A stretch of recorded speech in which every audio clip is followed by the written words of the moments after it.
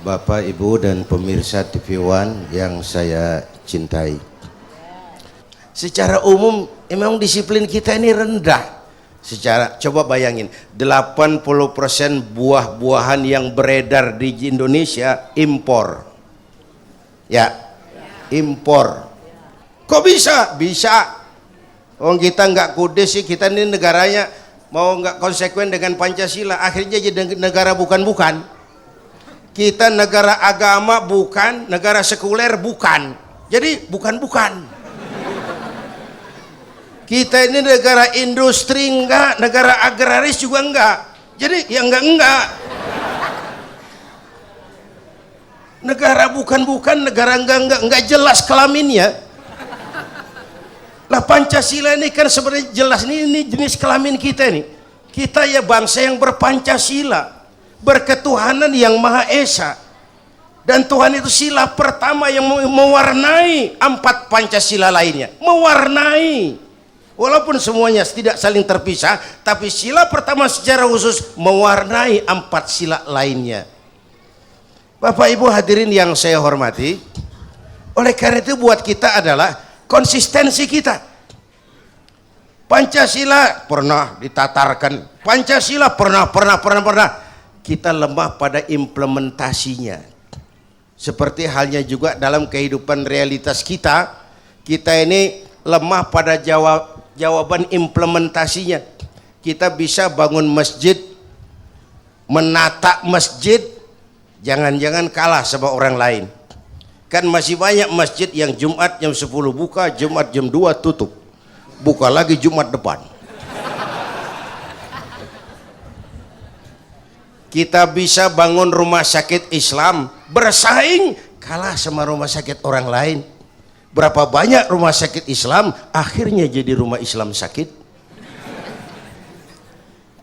Sementara berapa banyak nasib sekolah-sekolah kita yang la yamutu wa la yahya, tidak bermutu karena kurang biaya. Saya terjemahan yang enak-enak aja. Pada tataran implementasinya. Bapak Ibu hadirin yang saya hormati, apalagi kita ini negara paternalistik, orang tuh nyontohnya ke atas. Mestinya para pemimpin kita lah yang harus memberikan contoh tentang nilai-nilai Pancasila untuk diikuti oleh rakyatnya. Saudara hadirin yang saya hormati, lalu perjalanan reformasi ini membuat kita memberikan cita-cita demokrasi kepada orang yang setengah matang. Enggak setengah matang, bicaranya demokrasi tapi masih ada unsur maksain kehendak. Bicaranya demokrasi tapi apa sih yang enggak reseh sekarang ini? Supaya nyambung masalah Pancasila, saya mau juga punya cerita kambing. 2. Pertama, satu hari seorang juragan kambing manggil kenek sama sopir, anterin nih kambing 15 ekor pesanan orang, anterin. Yang 3 pesanan si Mamat, alamatnya di sana. Yang 4 pesanan si Ali, alamatnya di sana. Yang 1 tulis alamatnya, pegang baik-baik, tulis alamatnya, dikantongin. Naikin kambing 15 ekor ke kolbak. Ini sopir agak jorok, main kebut aja, lewat jalanan kereta ngebut, wah, terbuka pintu kolbak, kambing lari semua.